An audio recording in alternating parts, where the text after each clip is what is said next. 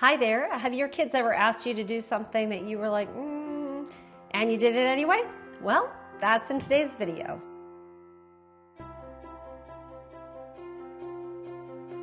Hi, my name is Morgan Risden, and I'm the creator of Center Studio, where I teach people skills to feel more comfortable more often.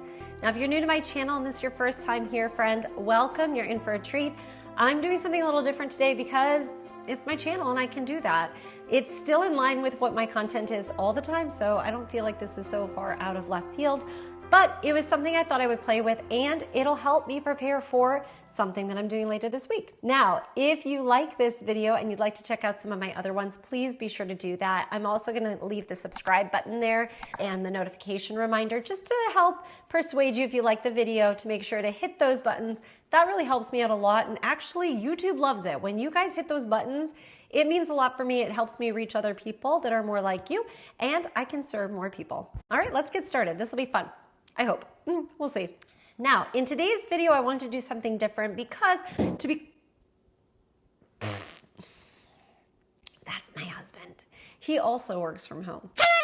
Now, in today's video, I wanted to do something different because, to be quite honest with you, I'd like to prepare for a parent career day at my child's school. Now, she told me last week, she said, "Mom, Poppy did an amazing job. He talked all about design and people loved him, but I'm really upset because there were only dads presented." And she said, "That's not fair. It's not dad's career day. It's parents." She's like, "And we need to have some representation from the moms." So she encouraged me to sign up, and I say encouraged. She begged and pleaded and said, "Please, please, please." And I said, okay. But now I find myself a little nervous about talking to a whole bunch of 7, 8-year-olds in second grade about the Alexander technique. I mean, to be quite honest with you, sometimes we can't even talk to adults about Alexander technique.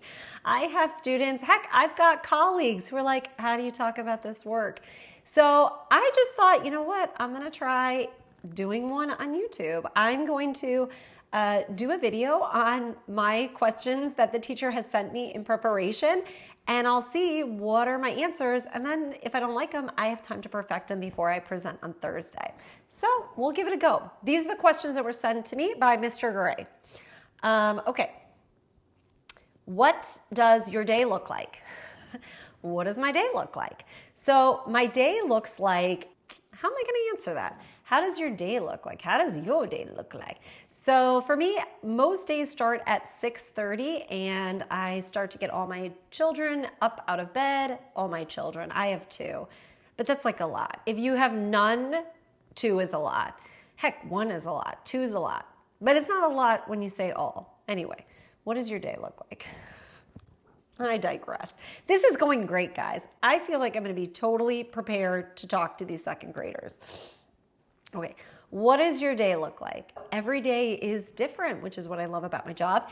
And sometimes I teach in the morning, first thing in the morning. Sometimes I teach in the afternoon. Sometimes I don't teach until the evening. Sometimes I teach throughout the day. And then, of course, I always make time to make my YouTube videos. I have a YouTube channel, and I'll send emails to people. I will send out invoices. I'll nudge people about my schedule. When I travel to New York City, I have a private practice up in New York, and so I will organize and schedule things for New York. So it's always different. There's some administrative stuff, which means writing and typing and numbers. And then there's some fun stuff like planning a new workshop or presentation, or brainstorming something new for my business. I want to do a direct mailing next. It's fun. Different things, different times. So I like that part. Never the same, doesn't get boring. I don't like to be bored. Let's see.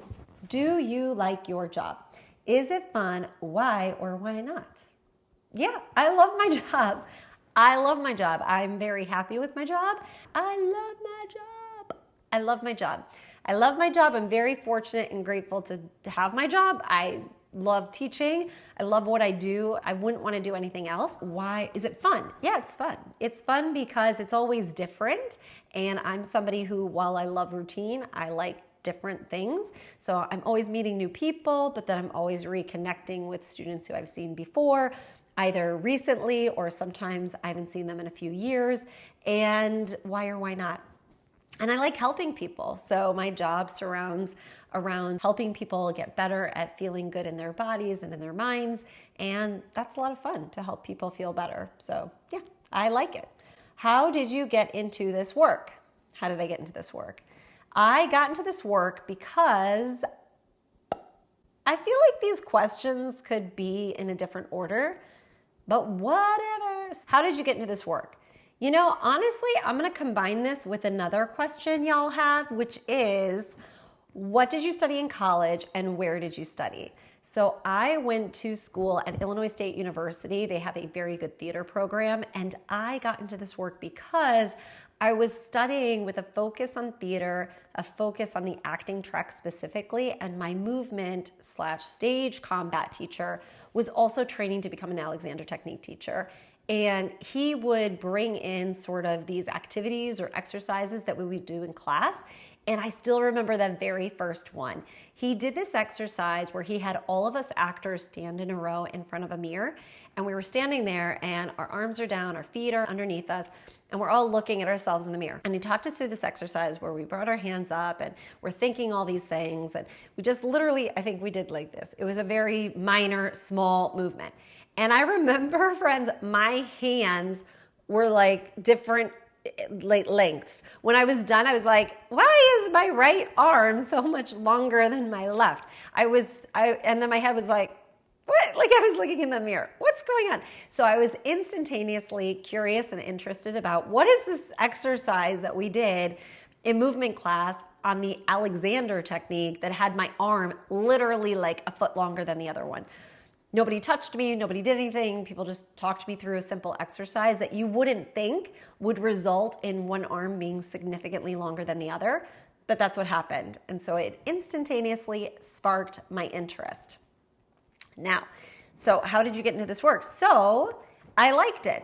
I liked how I felt. I started studying with that teacher individually for private lessons. Again, he was training to become an Alexander Technique teacher, so he requested some of the students in class to be sort of like his guinea pigs, in sense he wanted to work on us and to be able to practice himself, getting better at what we call hands-on work. And hands-on work is literally practicing putting your hands on people to help them get better alignment, better use of their bodies through using your hands in a different way. And that was my first introduction into this work, and I really loved how it made me feel. I felt light, I felt free in my body, I felt probably like little kids feel. I'm gonna say that. I'm gonna tell the little kids that I feel like that, because like kids don't have back problems. You know, they don't usually complain of neck problems. So they might not understand why an adult would sign up for lessons to learn after they're done with school. So I'm probably gonna have to go into detail about that. Okay, how long have you been doing this work? How long have I been doing this work? So I began studying when I was 18. I'm 40. I began studying when I was 18. How long is that, y'all? How long is that? So, but I didn't get trained to be a teacher until 2011. So the training program is 3 years long, and it's over 1,600 hours, which is a long time. I always say that because a student recently told me that cops only need to get certified. I think like the national average is 400 something, maybe 600 something.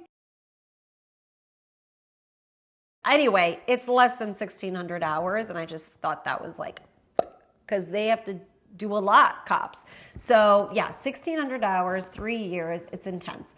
Where do you work? I work out of my house. I work out of my home. I work in my garage. For students who are more comfortable with COVID, I teach with masks on. So I'll open up my garage and I bring out my table and my chairs. I have a mirror out there. And then I also teach inside. I have an indoor studio. And I also teach at the Alliance Theater every week. And then every week I teach online for a class in New York City. And I also teach on site. So different places will hire me and will have me come in, whether it's a library, a hospital, a school, an office, whatever. I teach wherever. I'll teach in a parking lot. I don't really care. Where do you work? Okay, and what is the Alexander Technique? This, my friends, is the $1 million question. What is the Alexander Technique? Holy moly, I have to explain this to 7 and 8-year-olds. I think my daughter actually would be much better at answering this than I would. What is the Alexander Technique? Whoa. so funny. It's like I'm here talking to you about it, but how am I going to talk to you about it? How am I going to share what the Alexander technique is? I'm going to try. And again, I'm thinking back about how I just recently was asked by a colleague where is she? She's in Chicago, my hometown. She's in Chicago, and she said, hey, can you co-host this event for Alexander teachers where we talk about how do we talk about the work? Which is literally this question that my daughter's second grade teacher is asking us. How do we talk about this work? It's like, even teachers struggle, which is funny. It's like we all know what it is, but how do you talk about it? And there's different layers of it, right? So sometimes you just want to throw out an elevator pitch, something really quick, but then also you're like, but that doesn't do it justice. And literally sometimes when my students will ask me, like, what benefits can I expect? It's like, do I tell them the truth? Do I really tell people the truth and say, it could help you in every aspect of your life. You could feel better, breathe better, sleep better, eat better. You could quit habits that are not helping you. You could probably get better jobs that you're going to be happier at. You're going to have less tension day to day. Get rid of pain, physical pain, mental pain, emotional pain. Like, that's the truth. Oh, and yeah, your posture will get better, right? Okay, so what is the Alexander technique?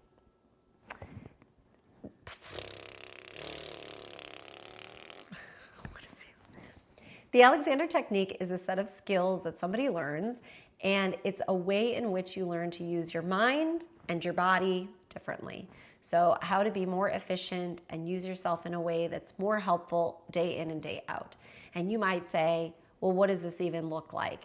And if you're somebody who has a mom or a dad, this is what I'm going to say to them, so I'm practicing right now. Let's say that you have a mom or dad who's always rubbing their neck, and they're like, oh, my neck hurts all the time. Alexander technique would help.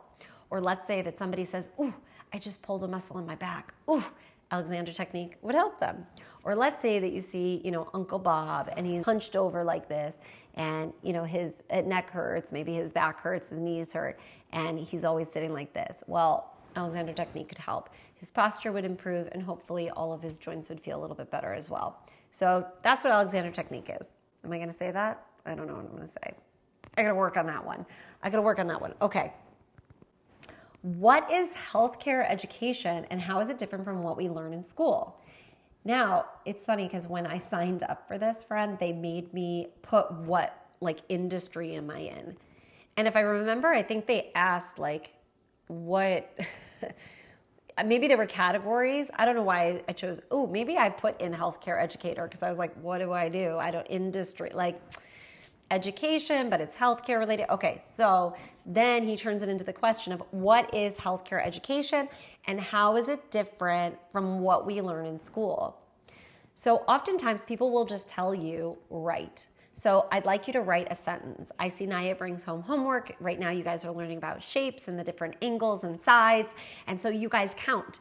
And maybe you go to your table and you start to count. And you're like, okay, 1, 2, 3, 4. And you start using the pretzel and the marshmallow technique, right? That Mr. Gray taught you. So I'm trying to relate it to them. Do you think that's going to work? I don't know. We'll try. So as you're counting the sides and the angles, an Alexander teacher would suggest to you, hey, are you breathing? Are you noticing your body where you are in space as you're doing that assignment? So Alexander technique tries to encourage individuals to be aware of their physical body and how they're using their bodies as they're doing all of their things in everyday life, which for most adults, they're very cerebral, or what we call very in their mind. Will second graders understand cerebral, yo?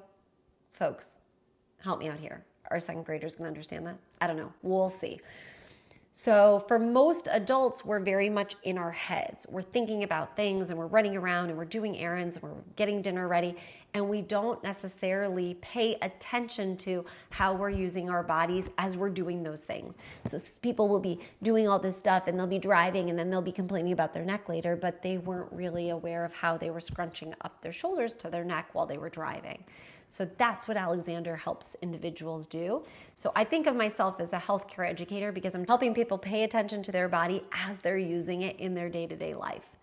Healthcare educator. I don't know if everybody will call themselves that, but that's what I chose for this interview today. I did that. Okay, what did you study in college? I did that question. Do you work in or with a hospital? No. Next question. Okay, do you work in or with a hospital?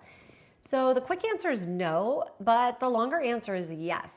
Meaning that sometimes a hospital will hire me to come in as a consultant, a presenter, a speaker, and they'll say, hey, we've got staff who would really benefit from you being able to talk about how they can stand at their desk or how they can sit at their desk for long extended periods of time because people are having complaints about neck pain or repetitive stress injury, etc. So they might hire me to come in as a consultant or a presenter or a speaker to talk about the fact that there are things that their employees can do in order to improve their workstation or how they're using their bodies as they're at work. So for example, say that people are using computers or screens a lot and they find themselves tight in their neck. Maybe they have what's called repetitive stress injury where they keep using the same joints over and over again, like the clicking of a mouse on a computer, and all of a sudden they're like, oh, that hurts, right? So it's teaching people how to use themselves differently, and oftentimes hospitals will ask me to come in, but day to day, I don't go into a hospital every day to work, no. What was the first job you had in life? Summer job and then in healthcare. The first job I had in life was I was a lifeguard. And yeah. Oh, is that true? No, the first job I had, the first job I had was as a swim instructor. So I love to swim. I've been swimming since probably before I could walk. And in my family, we're just swimmers. So swim instructing, of course. I guess I was an educator. That was my first job, yo. I was an educator. Now, I was teaching we called them like guppies, I think. And so I was teaching little kiddos, 3 and 4, how to swim. And it was a lot of singing and blowing bubbles in the water, getting them not scared to put their faces in the water. And that was my first job. And then in the summer, I became a lifeguard because everybody wanted to look cool with that little whistle, and you'd wrap it around your finger and you'd do that little cool thing. It was just cooler to be a lifeguard than to be a swim instructor when I was growing up in the 80s. So of course I became a lifeguard. And then in healthcare, so that just led into helping people. And to be honest, this leads to the last question. What inspired you to do this? So as I said, my background is actually in theater. I wanted to go into performance. I love acting. I was doing stage and a little bit of film and commercial work before I trained to be an Alexander teacher. And to be honest, I just thought that I would be an actor who also taught the Alexander technique. That's the truth. I thought that I was going to still be performing and acting, but on the side, instead of bartending or serving, I was like, I'll be an Alexander technique teacher, duh. And then when I trained after my 3 years, 1,600 hours, I fell in love with it. I loved it. I loved helping people. I felt like I was good at it. And so that inspired me to stay with it, basically. And I really dove into teaching. I was eager to teach anyone, anywhere. I remember I was on a stage in Brooklyn in Dumbo, and I was on the set next to this other woman, and we were waiting. The technicians are doing all these lighting things, and she's like, oh, my neck hurts, my back. And I was like, let me teach you right now. If you can't even go through a tech rehearsal without wanting to start teaching, that should tell you, you're definitely, you're being steered, in a new direction. So that's what inspired me to do this. I hope this is fun for you guys. Oh my God, am I ready to teach a whole bunch of second graders about what Alexander technique is? I don't know, friends. I don't know. But I'm definitely going to try. I'm not going to be scared. My daughter asked me. And if your kiddo asks you to do something, it's really hard, especially if it's so innocent, so sweet. It's hard to say no. So I'm going to do it. Wish me luck. I'll let you know how it goes in my newsletter. If you don't sign up for my newsletter, you can, by the way. I don't know who ever watches my YouTubes. Let's be honest. I don't know. I have no idea who watches them, who likes them, who doesn't like. I don't know. Maybe if I learned analytics better, I would, but I don't. And I don't spend my time doing that. I just teach. So if you would like my newsletter and you'd like to hear from me personally, I share a lot of me stories, like things that are happening in my life. And I let people know about classes and specials and offers and what I'm doing. And then I also upload my YouTube for everybody. You can do that. I'll link to it below in this. And that seems like a good idea. Maybe you should always do that, but just thinking about it now. So if you're interested, you can do that. And of course, like this video, please. It helps me with the algorithm. I don't really get it. I don't understand it. Again, good Alexander teacher, not very good at like tech savvy stuff. So I hope that you've enjoyed this video. And of course, if you did, please hit the subscribe button for me. Until next time, friend, wish me luck. Ciao. That's what I'm gonna do. Okay.